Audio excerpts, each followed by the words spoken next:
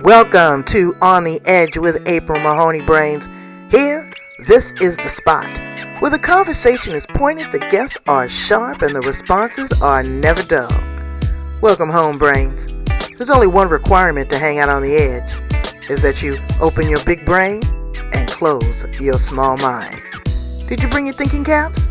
It's time to put them on, because the conversation starts now. Yes. Oh gosh, so I'm itching my ear and I could be live. Whatever. No, that's okay. You can itch your ear and do everything, but get food out of your teeth and get a boogie out your nose. Oh, I've done all that. Exactly.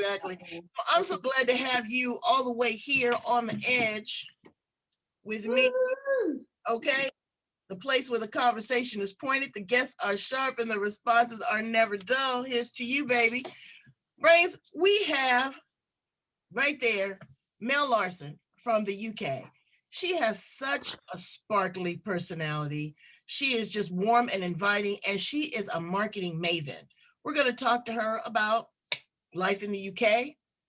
What does marketing really look like now in this new different? Because I can't call it normal, girl. We ain't leveled out. They've moved to a tier 5 in the UK. I want to know what that's like. And maybe some fun facts, because she just is so funny. And girl, them earrings is wearing me down. Those are gorgeous. Those are absolutely gorgeous. So Brains, help me welcome our guest today to the show, Mel Larsen. Hi. Hi, April, and hi, Brains. I am so excited to be here. I just have to say, I have to give a shout out to the earrings. Yeah. Which were made by a fabulous female trio based in New York, I believe, called Swanky Design. Swanky Design. Okay, well, let's get I'm not on the payroll. I'm not on the payroll. I just really love, the work they put into it. You're not on the payroll. You're on the earlobe, which is even better. Oh, April. Really fun. That's gorgeous. I see that, that's kind of your style, though. You wear a lot of long, dangly earrings. I'm a dangler. What can I tell you? I was in a meeting the other day and somebody said to me, Mel, how many pairs of earrings do you own? And I immediately had to show them these and another pair. They're my thing. Well, hey, that's what women like. We like pretty things that make us feel happy. Yeah. Talking about feeling happy, how you feeling during this pandemic? What's going on? What's rattling around in your brain? Yeah, thank you, April. By the way, thank you so much for having me here. I love you. I couldn't wait. I was excited. I kept posting. Thank you. So, what's it like? Well, in the UK, it depends where you are in life, April. There are people. It goes from extreme to extreme. So there are people who have no food, and food banks are reporting that. Families are, people approaching food banks for food, the figure's just gone right up. So that's one end of the spectrum. And we have a famous footballer here, a black footballer called Marcus Rashford, who did what the government could not do. And he has basically encouraged the country to provide free school meals. He's basically directed millions towards food banks in the UK. It's absolutely astonishing that it should be happening in a so-called developed country. He's been a saint. And then you've got people who have children at home because they can't go to school. That keeps it on, and the next day it's off, so they can't plan anything, can't get any work done. And then you've got people like me who are actually doing really well. And I hesitate to share that because I don't want to minimize the challenge that a lot of people are going through. But if you can do, it's horrendous for so many people. I know, but I'm doing fine too. I'm doing fine too. And I'm following the rules, Mel. You are? That means you're staying put, right? Yeah, well, I'm not a rule person. No, I'm staying put within reason. I go out, every day. And when I go out and do my walk, I don't wear a mask because I can't exercise with that carbon dioxide. But if I see somebody coming on the same side of the street, I cross over. Yeah. Go to the grocery store. I went to the post office and there was a lot of people in there and I had a little bit of anxiety. So I left. I said, I'll mail that package later. Yeah. But, I'm washing my hands, and I have a 91-year-old mother here. So, immune compromised, but I'm a woman of a particular age, and my husband's an essential worker. So, we've got a lot in the mix. And then my daughter's moving back in, and she's not happy about that, but she has a social life. She's a costume and makeup designer. So how do I tell her, you can't have any company? But that's exactly what I told her. You can't have no company. Y'all go out. And even if she goes out with him, you can contract something and bring it back. Yes. So a couple of things I've done is I've had my come to Jesus meeting, okay, with the board of directors in my head, okay, and whatever case sera, whatever will be, because before it's all over, each one of us is going to be touched by this in some kind of way. It's like the flu. All of us have had the flu. All of us have had the common cold. Yeah. The thing is just, it's crazy. And I'm really surprised that a developed first world country like the UK has to have a third party create something for people to eat. I mean, you would think that the Queen and all them would give a couple $1 million to the food bank, and your prime minister had the COVID himself, so I'm sure he knows exactly what this feels like and touch like. But you can't have expectations for people. I guess common sense isn't that common anymore. I think you're right there. I mean, they have done some things, but it's patchy. That's what people are complaining about, is some people have received help and some haven't, and it's patchy. And it's not an easy job. Who would want to lead at a time like this? But there are some very common sense things that don't seem to be happening, and nobody understands why. Plus, we're a divided country. We had Brexit. Some people wanted Brexit, some people wanted to remain. And now we have, like I know you have in the USA, some people are like, COVID doesn't exist. They think we're all fantasists. And some people are like the opposite, like stay indoors and don't breathe any air. It's like, it's like we've become such a divided country. Maybe we always were, but it's become much more prominent. Well, I don't know why this is politicized. And, I tell people here in the US, it's like, okay, I don't know anybody that has a worldwide pandemic on their resume. So they don't know what to do. I know. Okay. And so you don't know what to do. Again, marketing, you don't know how to get the messaging out. Some people say physical distancing. Some people say social distancing. It's semantics. Keep your butt away from people. 6 feet apart is a grocery cart. It's not a big deal. Yeah. Really not a big deal. And going to clubs and all that kind of stuff, I'm past the club stage anyway. But to me, I couldn't have any fun, if my homie can't get none. So it's crazy like that. It is crazy like that. But, we have to adjust. We have to pivot. Yeah. We have to shift. And if it wasn't this, it would be something else. And see, we haven't even talked about the financial and economic fallout of all of this. This hasn't caught up with us yet. People thought when the clock struck 12, oh my God, this is the recipe for success. Yes. It's going down.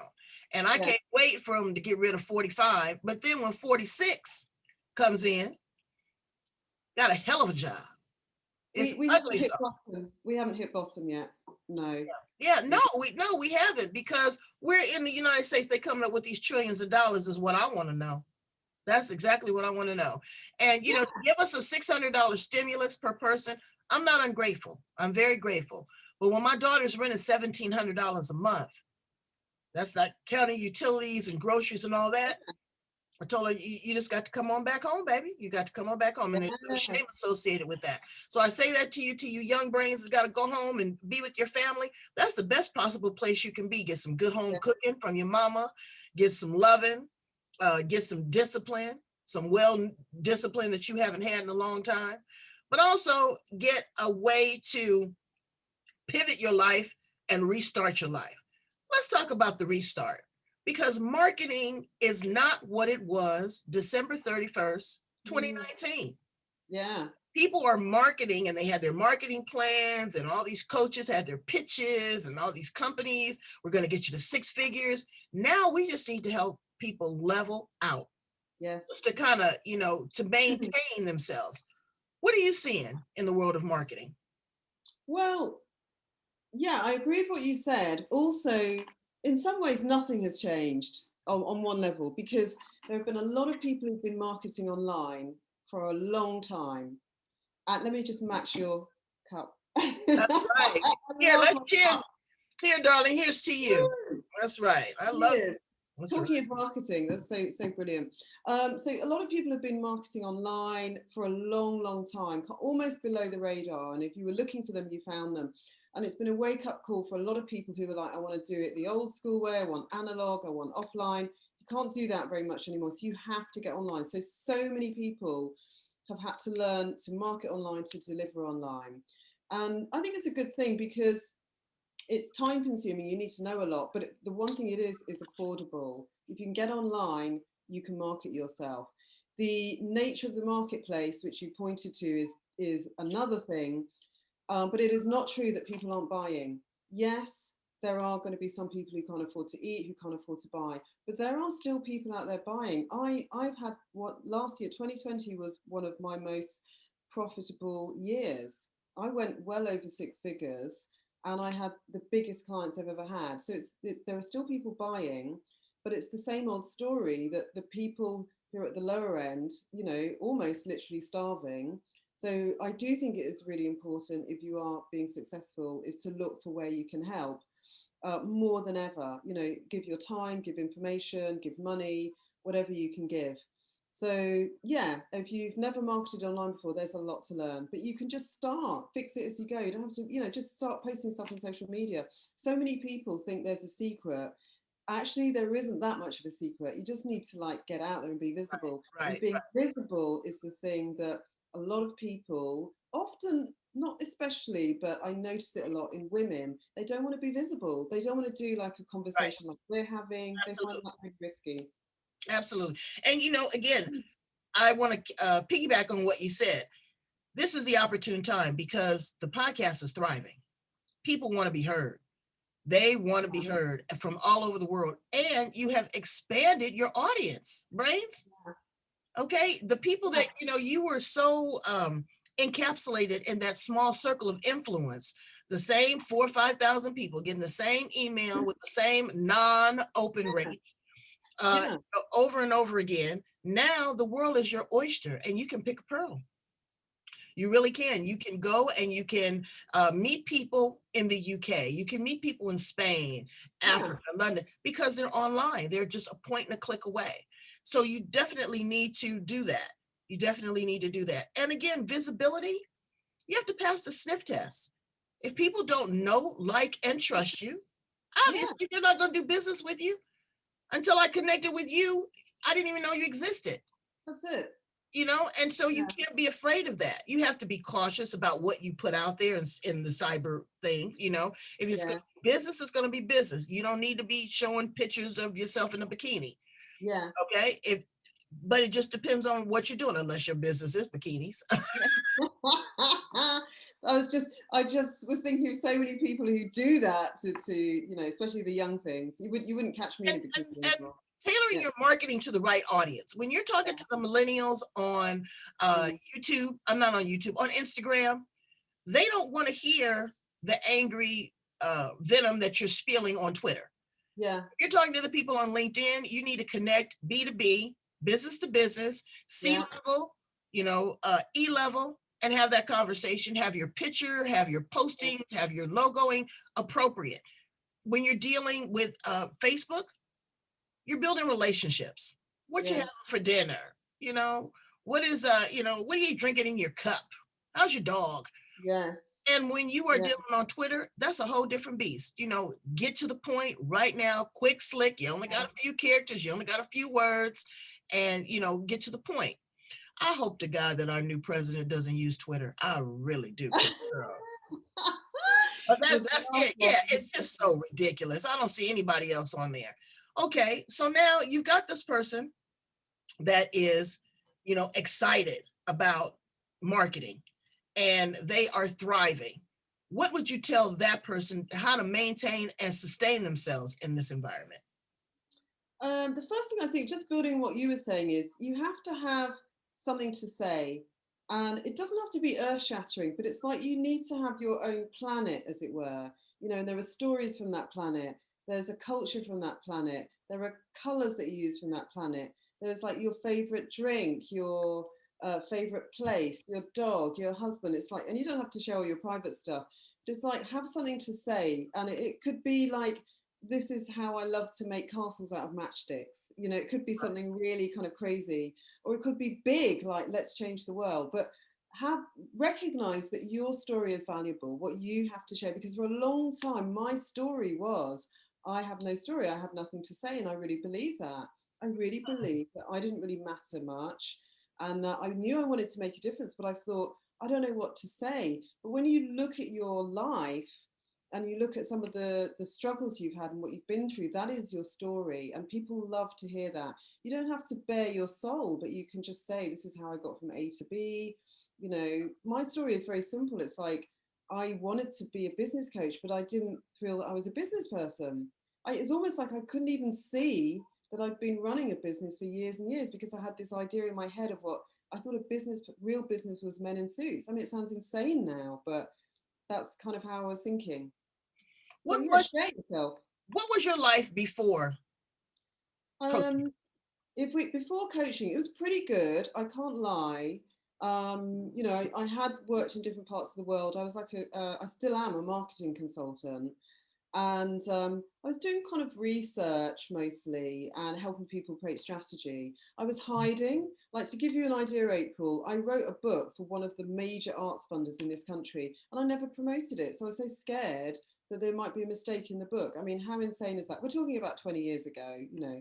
And so I was doing great work, but I just was hiding it all the time. So it was frustrating, because I knew I wanted to be bigger, but I wasn't being courageous enough to step up and let people see me and be prepared to make a mistake, to fail. You have to be prepared to do that, you know. I'm sure you've been through that. Oh yeah, that's the learning part, you know. What don't kill you make you strong. Exactly. I love that saying as well. You have to forge ahead, and you have to be a risk taker. Because now, like I said, it's a crapshoot to step outside your door. So much less building a business, trusting people. And so many people are not good with marketing. And they say, well, I'm not good at marketing myself. It's consistency. It's repetition. You need to have a good logo. I love the story that you told that I share with my brains about buying an inexpensive logo for $5 on Fiverr. Yeah. And, you know, and it carried you through the company that you worked with for 7 years, and you did some minor tweaks. It does. You know, I hear people say the same thing. Oh, I have to have my website. Well, brains, you know, newsflash. Folks aren't going through 5 or 6 pages of a website. They're looking at a landing page. They want the critical 6: who, what, when, where, why, and how. And they're over it. They're over it. Your colors need to pop. They need to represent who you are. You need to be consistent with your logo and your messaging all the time.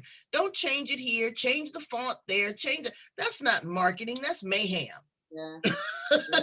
You know? I agree. Consistency is so important. And you know, sometimes if you're a creative person, I coach a lot of creative people, they want to change stuff all the time. All the time. You have to train yourself to, you know, because you think about all the big brands that we all know and love, they're just the same. And that when they make a tweak, it's so minor you wouldn't even notice it, you know, when they change their brands. If you look at, like, I don't know, Coca-Cola brand over the years. Exactly. So gradual, you know, over the time. It's like the Nike check. You see that, whether it has Nike or not, you know exactly who that is. Yeah. Consistency. I use that all the time. So you were a part of a team, you know, a killer team of 7 women. And I mean, not 7 women, I don't know how many women it was, but you did it for 7 years, and now you're branching out on your own. What does the texture feel like working with the team and now doing it solo, being a solopreneur? Yeah, thank you. Well, I wouldn't say I was completely solo, by the way, because I've just gone and built up another team, but it's a different kind of team. I had a business with 2 other women, and we built up a team of 6 apprentices, and we were basically coaching women who were, you know, 40 plus, who wanted to sort of make some kind of transition in their life. And it was amazing experience. And we used to take them on luxury retreats, etc. But what happened was we all empowered each other so much that we realized we just wanted to lead our own thing. It was like we kind of midwifed each other into all creating our own businesses, and we still work together sometimes, we're still all friends. So for me, it's actually without negating the experience I had with those two women, because, you know, we literally had a call the other day. I feel now like I'm totally in the zone. If my life was like a Rubik's Cube and I was clicking all those pieces, it's finally clicked into place. Everything is working. I'm doing what I want to do. I'm working with clients I want. I've got just the right amount of creativity. I'm earning what I want to earn. I'm working with amazing people. And that wouldn't have happened if I hadn't stepped out by myself. However, you can't be successful totally working on your own. There's always people supporting you. Like when I'm coaching people and I'd say, tell me about your team. Sometimes solopreneurs will say, I don't have a team. And I'm like, you do have a team, actually. The person that designs for you, or that person you confide in when you've had a bad day. There may not be like an official team. So we all have people around us. With some of my work, I work with other associates. So with certain projects, I'll bring in other people. And there's some people I'm working with a lot at the moment, and they're amazing. But what I really love is I had a vision of something and I'm now making it happen. And that is something I wasn't prepared to sacrifice. So the short answer is it feels fantastic, fulfilling and amazing. And I'm so geared up for this year. I feel really, really excited about what I'm going to create next. And I do too. Last night I had a download. I'm going to write not one, but 2 books this year. Wow. Excellent. And again, they're not going to be 360 pages, 400 pages, but they're going to be insightful. They're going to be impactful, and they're going to be fun and something that I enjoy. And one of them is going to be called 365. Every day, I'm putting a little note in a jar of what I learned that day. You learn something every day. People don't realize what they learn. And yesterday was a whole page. It was crazy good. So, that is something that, again, I find amusing, because now I'm seeking it out. I'm looking for the joy. I'm looking to see what I'm going to learn. I'm looking to see how I'm going to change. I'm looking to see how I'm going to impact someone else's life. And that's so important. You had a very famous quote that you like to say. Can you share that with my brains? Oh, okay. Yeah, I have 2 actually. I think the one that you're remembering, is it the Alice Walker quote? Yes. So she said something like, the most common mistake people make around power is thinking they don't have any. And, that for me sums up a lot of my life. Like I was saying before, that I didn't think I had anything to say, and I avoided being visible. But we all have power. We're born powerful. We are born with unlimited power. And we never lose that. Well, in this COVID, honey, it's limited.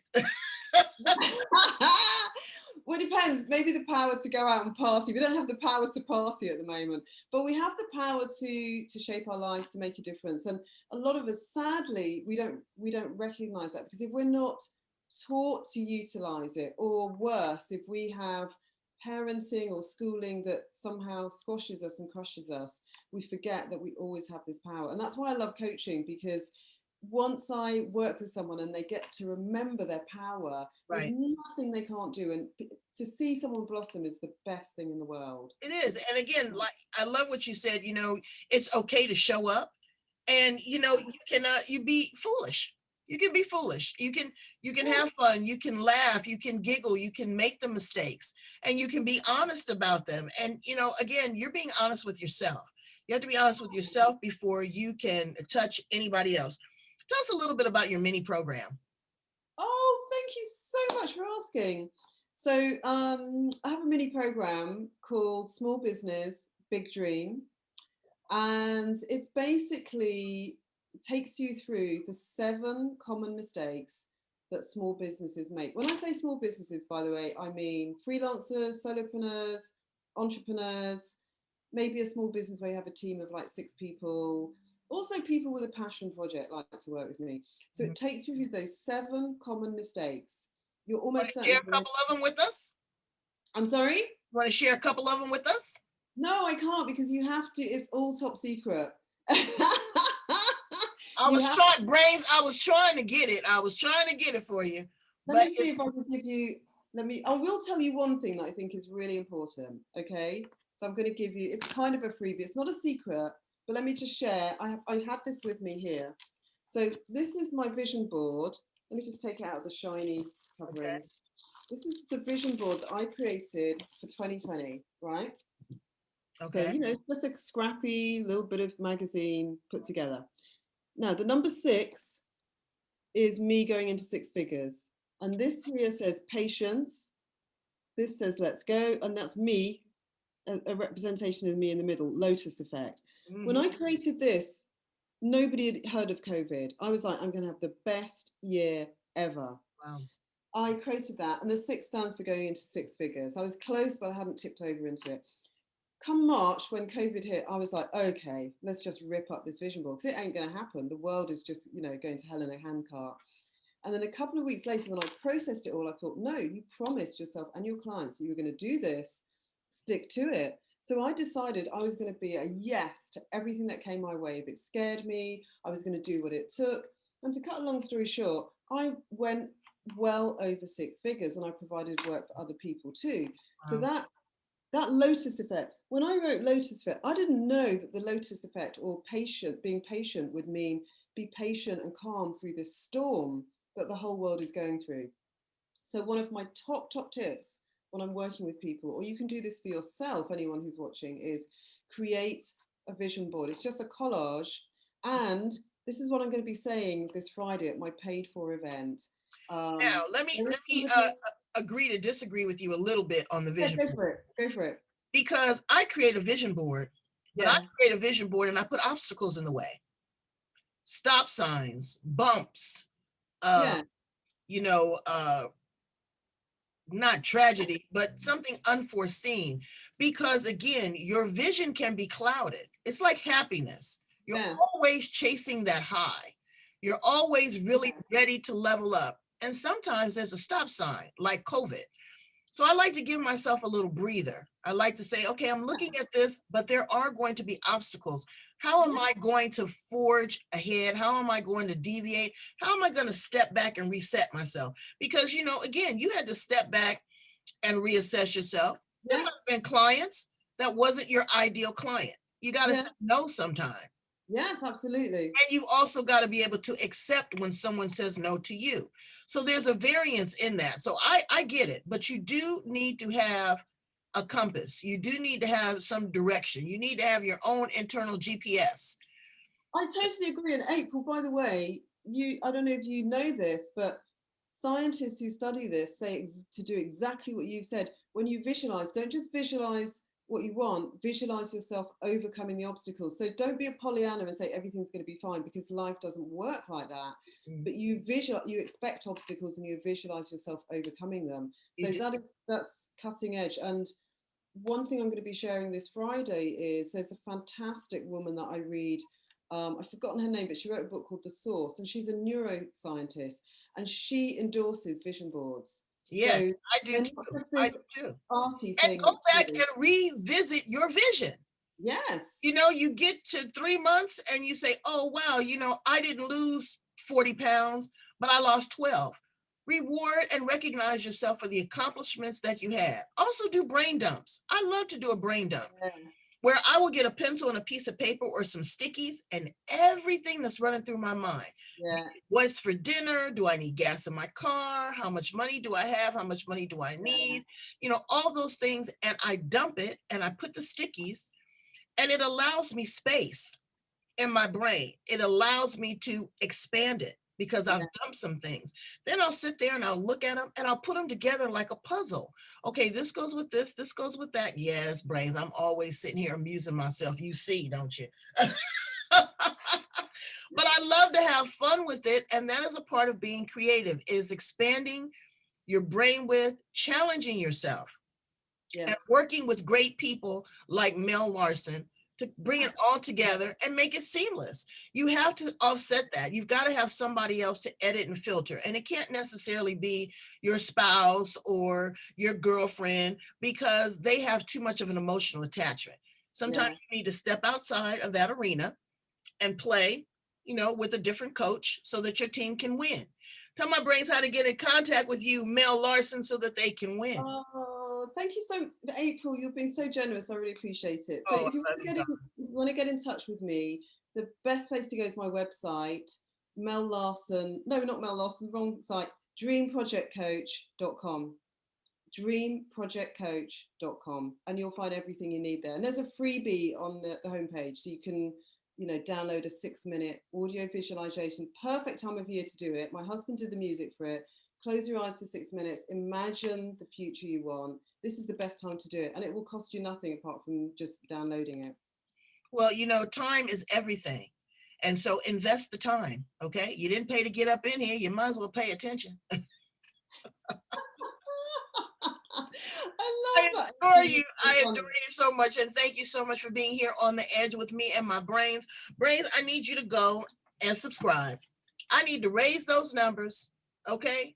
I know y'all's watching and listening, but you watching and listening on Facebook. I need you on YouTube. I need you on Instagram. I need you on LinkedIn. All the great places, because that's where it's happening. And that's what we're going to help make it happen for you. And again, you know, create a vision, follow through, take a risk, learn to laugh, and expand your bandwidth across the pond. All right. Love you, brains. Love you. I'll talk to you soon, okay? Thank you, everyone. All right. Thank you so much, April. Great to meet you.